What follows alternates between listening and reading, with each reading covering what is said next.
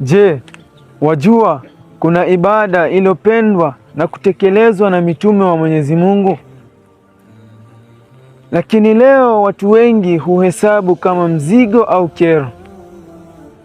Ibada hii tukufu si nyingine bali ni kumkirimu mgeni. Mgeni njoo, mwenyeji apone.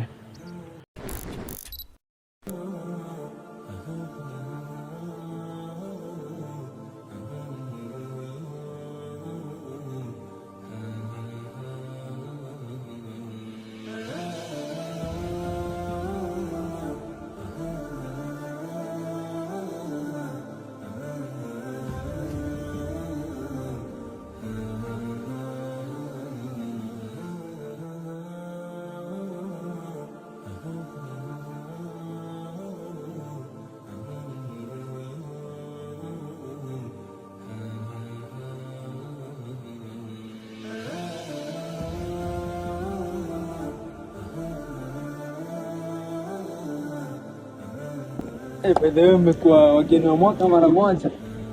Kwani mshakuwa Ramadhani? Mwaka mnakuja eneo mnaka baraka nyingi. Watu sawa, karibuni. Amen. Kuna mzigo unajua.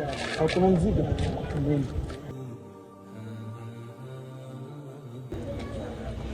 Acha nikubebea, acha nikubebea. Wewe ni mgeni. Unataka mgeni aumie. Mgeni njoo, mwenyeji apone.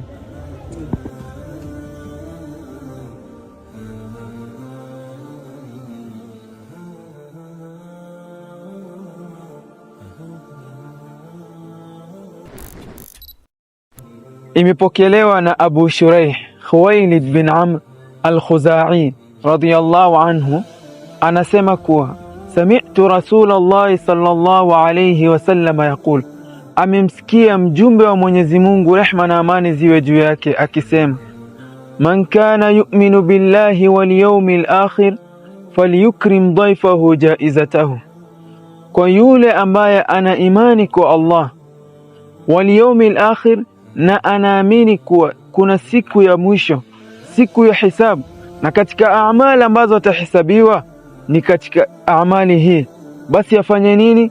Faliyukrim dhaifahu jaizatahu, basi amkirimu mgeni zawadi yake.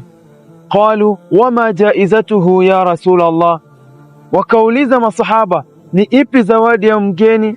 Akasema yaumuhu wa lailatuhu, ni usiku yake na mchana yake.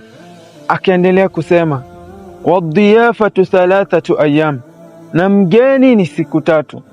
Fama kana waraa dhalika fahuwa sadaqatun alayhi, na itakapokuwa ziada ya siku ya tatu, yani siku ya 4 kuendelea, itakuwa ni sadaqa kwa huyu mwenye kumkirimu mgeni.